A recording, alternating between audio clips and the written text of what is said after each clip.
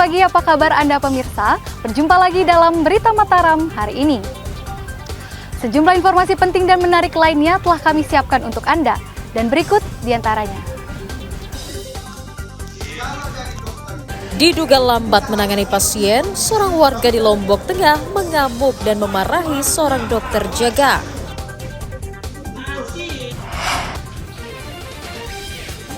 Bawa 3 kg sabu-sabu dari Malaysia, seorang wanita diringkus polisi. Harga bahan pokok semakin mahal jelang Ramadan, warga di Mataram menyerbu operasi pasar murah. Bersama saya Lisya Widya dan berikut Berita Mataram selengkapnya.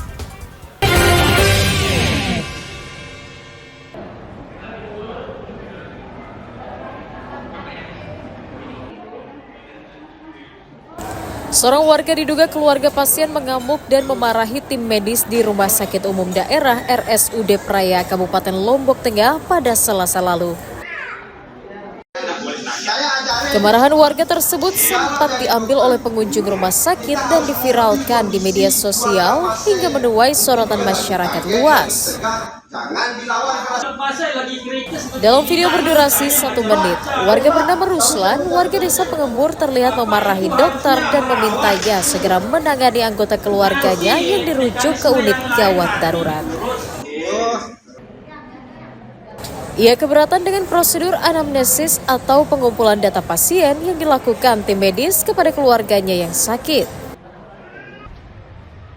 Usai memarahi sang dokter, Ruslan kemudian memilih memulangkan anggota keluarganya yang sakit untuk dibawa ke rumah sakit lain.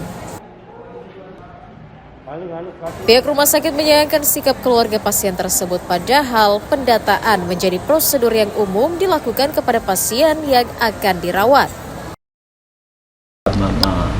Melakukan penanganan lah, pasang infus misalnya dan sebagainya.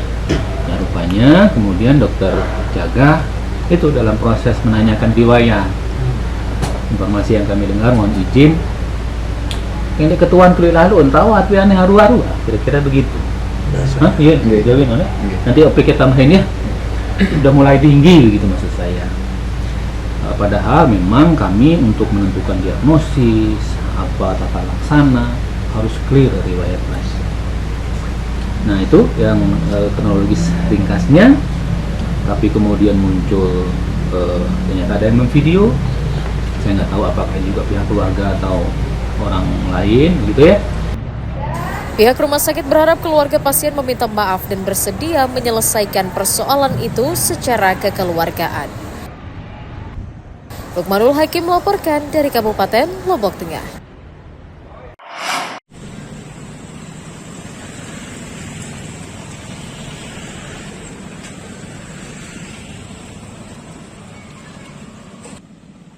Warga Dusun Bangket Dalem, Desa Kediri Selatan, Kabupaten Lombok Barat mengeluhkan jalan utama penghubung antar kabupaten yang rusak selama puluhan tahun.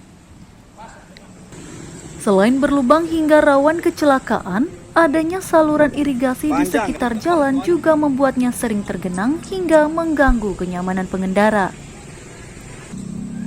Kerusakan juga menimbulkan kemacetan terlebih pada musim hujan karena hampir seluruh badan jalan terendam air hingga pengendara harus ekstra berhati-hati agar tidak terjatuh. Warga pernah memperbaiki jalan tersebut menggunakan dana swadaya, namun kembali rusak karena ramainya kendaraan yang berlalu lalang. Sudah bertahun-tahun rusak ini jalan kan, banyak korban lagi kan. Jam 2, jam 3 saya prihatin sama orang-orang, makanya saya perbaiki sendirilah. Saya ajak adik-adik saya, teman-teman saya yang untuk perbaiki jalan ini. Anda pernah dikasih tahu ke kades atau? Saya sudah berapa kali dipoto tapi tidak ada responnya kan. Banyak sekali soalnya udah kejadian di sini. Kecelakaan pun jatuh pun banyak di sini. Merespon keluhan warga, pemerintah kecamatan mengaku telah mengusulkan perbaikan jalan sepanjang 700 meter kepada pemerintah daerah agar mendapat prioritas. Dari jalan yang dari masjid, perempatan masjid sampai selatan, itu sempat diusulkan jalan Kuripan, Kediri Kuripan. Tetapi belakangan ada informasi bahwa terkait dengan efisiensi anggaran, anggaran untuk jalan Kediri Kuripan itu tidak muncul lagi. Tetapi dalam musren kemarin, musrenbang, sedikit ada harapan baru, cuma panjangnya yang berkurang. Warga berharap Pemda segera memperbaiki jalan tersebut agar tidak semakin parah dan menimbulkan korban jiwa. Hairul Amri melaporkan dari Kabupaten Lombok Barat.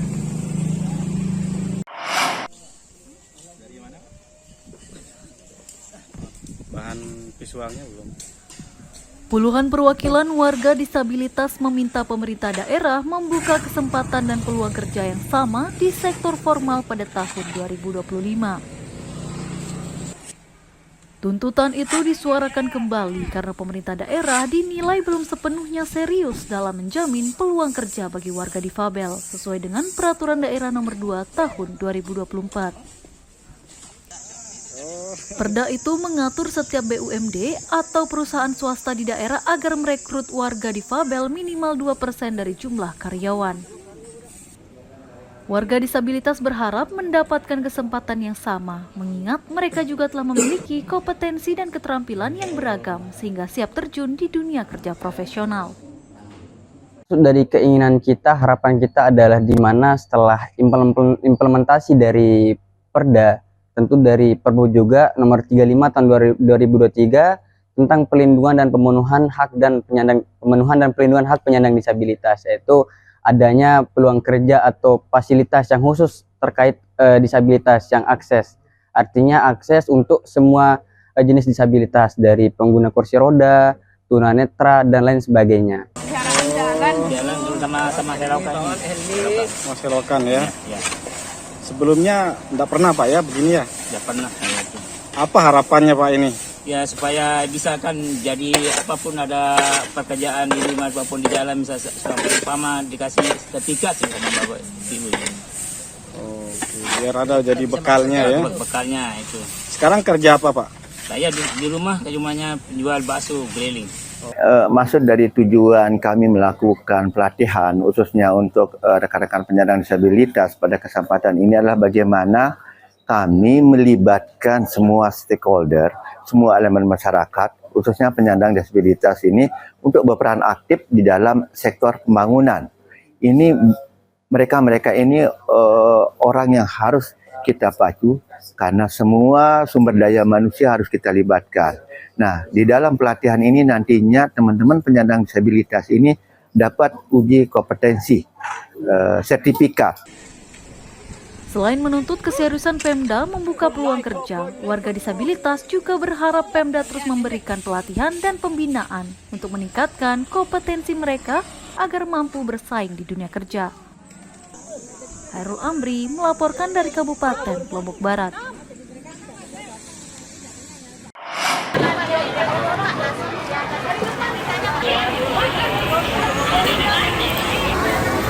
Puluhan warga menyerbu operasi pasar murah yang digelar Dinas Perdagangan Kota Mataram di Kelurahan Karangtaliwang pada Rabu pagi.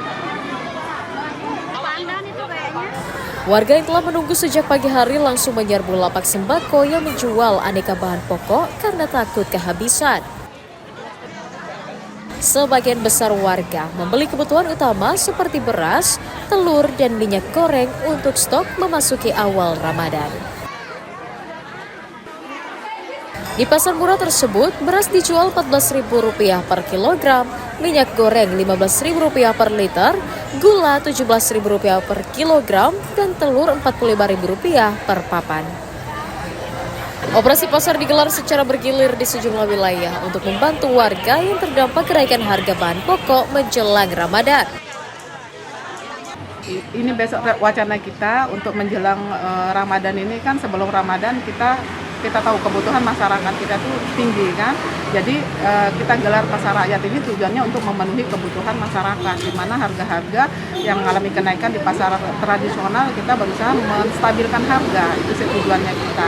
Nah, untuk menjelang Idul Fitri juga nanti kita sudah siapkan. Nah, setelah 2 hari kita evaluasi, nanti 2 hari kita masuk puasa baru kita melaksanakan kegiatan untuk pasar rakyat ini juga. Karena menjelang Idul Fitri kan kebutuhan masyarakat juga tinggi gitu loh. Di samping samping kita juga antisipasi kenaikan-kenaikan harga yang lain. Warga berharap operasi pasar terus digelar hingga memasuki bulan puasa nanti. Ini beli apa aja di pasar murah ini, Bu? Banyak. Apa saja itu? Kebutuhan ibu-ibu ya begini. Ada beras, ada gula, ada minyak, dan lain-lain sebagainya, Mas. Kebutuhan. Untuk harga sendiri Lumayan. Ada di bawah standar, ada yang cuma 2.000-an, ada yang cuma 2.000-an, beda. Tapi ya kalau untuk ibu-ibu, ini persiapan untuk menjelang Ramadan. stok lah, namanya ibu-ibu kan, sukanya kayak gini. Selain akan rutin mengawasi kenaikan harga bahan pokok di pasaran, Pemkot juga berjanji akan menggelar pasar murah secara merata di seluruh kecamatan. Dari Kota Mataram, Emi Kusuma melaporkan.